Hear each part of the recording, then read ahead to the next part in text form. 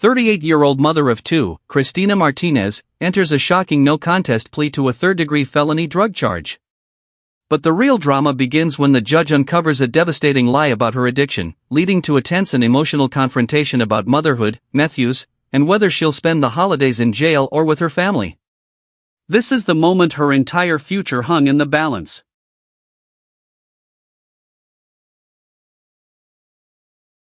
Ms. Martinez, I'm showing you what's entitled Court Admonishments and Defendant's Waivers and Affidavit of Admonitions. Did you review that document with your attorney? Did you understand you're charged with the offense of possession of a controlled substance penalty group 1 gram to 4 grams? That's a third-degree felony. The range of punishment is anywhere from 2 to 10 years in prison and up to a $10,000 fine. Did you understand? Yes. If you have a plea bargain agreement with the state, the court does not have to follow your plea bargain agreement. If for any reason the court does not follow your plea and gives you more than you bargained for, the fact that you entered a plea will not be used against you and you will be allowed to withdraw your plea. Did you understand? Did you understand you have a right to jury trial, a right for you or your attorney to cross-examine and confront any witnesses the state would call and the right to remain silent? Did you understand by entering this plea bargain agreement you were giving up those rights? Yes. And did you intend to give up those rights and enter into a plea in this case? Yes. Counsel, has your client been able to provide you with any defenses? Yes, Judge. Do you believe she has a rational as well as a factual understanding of the charges against her? She does. Do you believe she's currently competent and was legally sane at the time of the offense? She is and she was. Ms. Martinez, has anyone threatened you, coerced you, or placed you in fear to get you to enter this plea? No. Has anyone promised you anything other than the plea? Are you satisfied with the way you've been represented? Yes. Are you a U.S. citizen? Yes, ma'am. Court will find that defendant has knowingly and voluntarily waived her right to jury trial. Showing you the plea bargain page. Did you review that with your attorney? Did you understand it? Yeah. According to the plea bargain agreement, punishment is to be assessed at 5 years in the prison. There's a $1,000 fine. State recommends community supervision. There's restitution of $114 to the Bexar County lab for testing. Did you understand that to be the plea? Yes, ma'am. Defense? Yes, Judge. The only addition I'd make is that the fine is to be probated. All right, that's correct. State? Yes, that is the deal. Showing you what's entitled waiver of appeal paragraph. Did you review that paragraph with your attorney? Did you understand it? Did you sign it in both places? Did you understand by signing that you're waiving your right to appeal? The only items that can be appealed are written pretrial motions that have been filed, heard, and ruled upon by the court. Did you understand? Yes.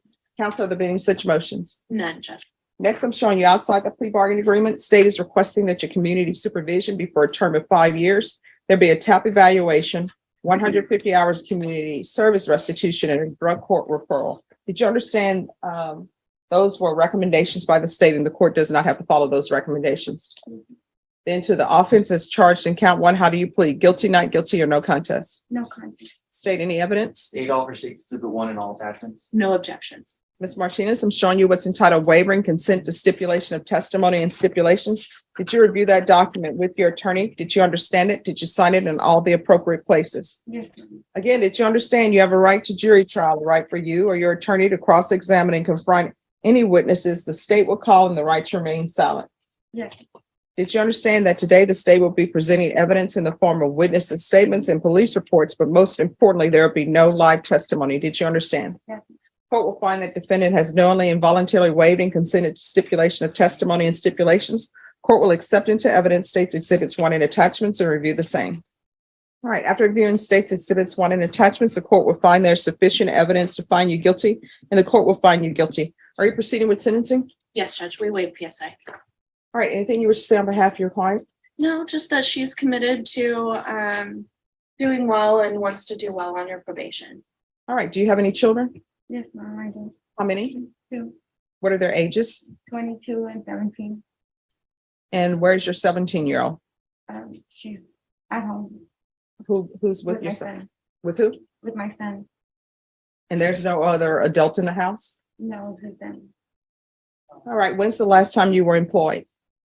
About 8 years ago. Doing Yes. what? Disabled, Judge. All right, what's your disability? I have seizures and nerve damage on my right leg. How often are you using meth and heroin? That. Okay, let's not do that because you're here for meth and heroin. So how often have you been using meth and heroin before you went to the jail? Heroin, I don't use.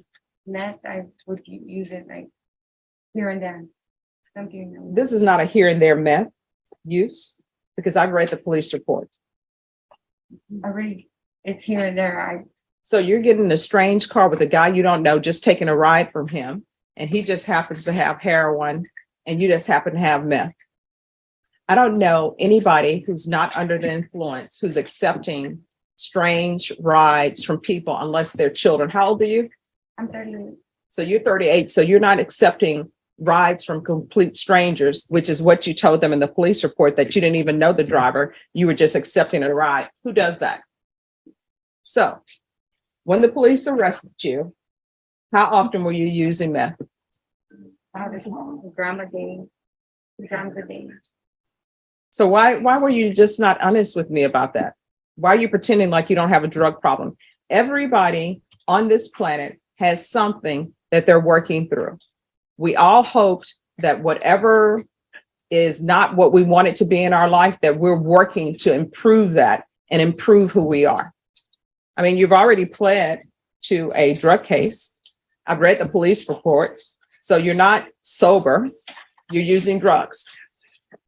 And in order to become sober, you're going to have to admit that you first have been using drugs and that you have a problem. Otherwise, I can't help you.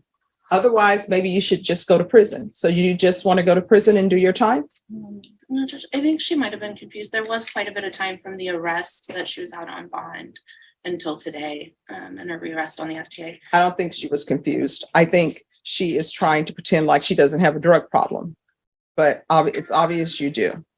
So we're going to take care of it if you want it taken care of. She does. So, counsel, has there been anything that she's done to support her habit that would make her a better candidate for Esperanza Court?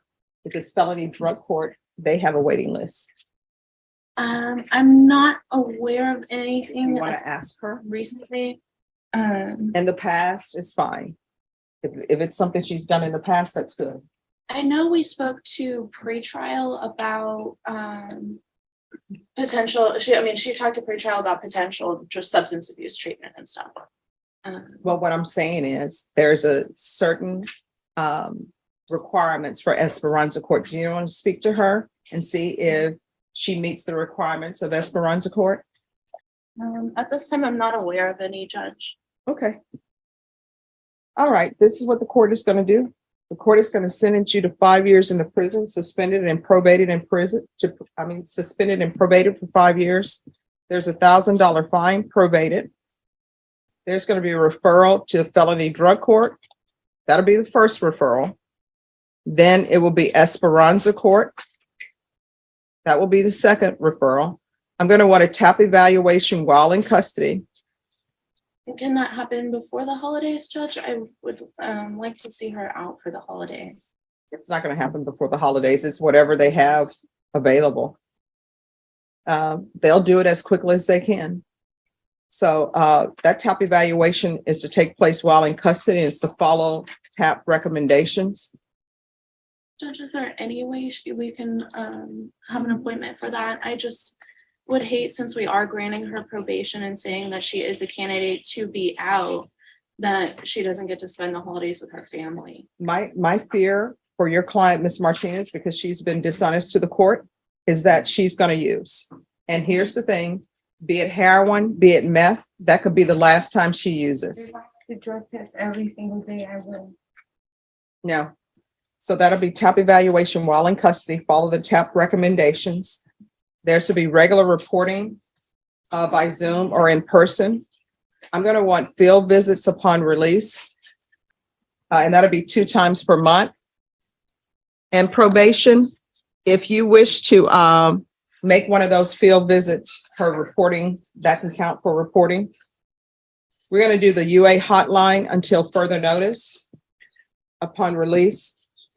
150 hours of community service restitution, 40 of those hours will be waived if you provide the COVID vaccination with booster. The court is not requiring you to do that, but if you do that, that will be waived. Proof of employment or disability within 40 days of release. There's to be no employment as a home health care provider or with minors. There's to be no contact with Gilbert Gonzalez. Probation, is there anything she needs? Your Honor, on the UA hotline, how often would you like her tested? Once a week. And that'll be all. Okay. And then, of course, regular reporting. Your Honor. Yeah. All right. Is there anything else you need from the court in order to be successful, Ms. Martinez? All right. I'm showing you what's entitled Trial Court Certification of Defendant's Rights to Appeal. Did you review that with your attorney? Did you understand it? Because this is a plea bargain agreement, because I followed your plea bargain agreement, and because you waive your right to appeal, you do not have the court's permission to appeal. Do you understand? Because this is a felony conviction, you're not allowed to own or possess any weapons or ammunition. If you have a question over what a weapon or ammunition is, you'll need to speak to an attorney. Do you understand? All right, good luck to you. We can go off the record. I know you want to be out for the holidays. Everybody wants to be out for the holidays. But this is what I can tell you. You're trying to set up your future, right? And your children, 17 and 22, you can always celebrate the holidays after the holidays. I want to be with my daughter. She's 17. I mean, I think she knows about Santa Claus and everything. And she knows what Christmas is about. I'm not that they have. Yeah. Well, here's the thing. If you're all that your 17-year-old and 22-year-old have, you shouldn't be using meth. And you shouldn't be using meth because, number one, it's not the right thing to do, and your children are depending on you. And number two, you have health issues where you shouldn't be using meth.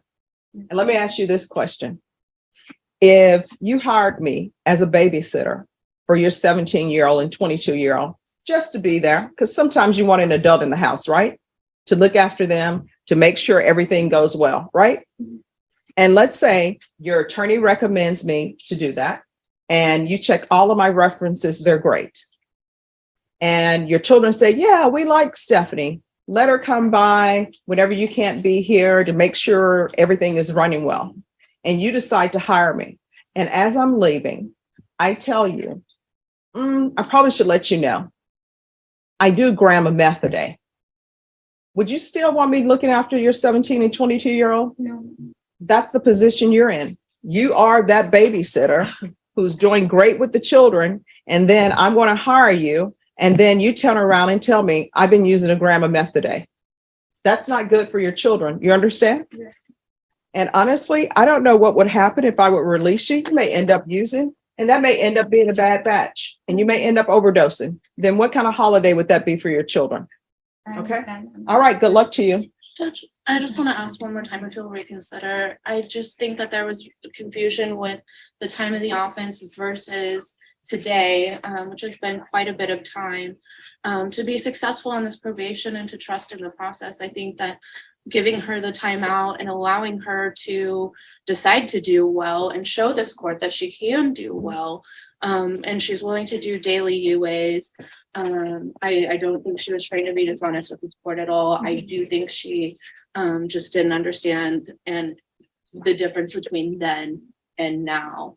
If there's just anything the court can consider, any conditions, she'd be happy to meet to be able to spend the holidays with her family. All right. Thank you. And I appreciate the argument that you've given, counsel, but my ruling stands. Good luck with you.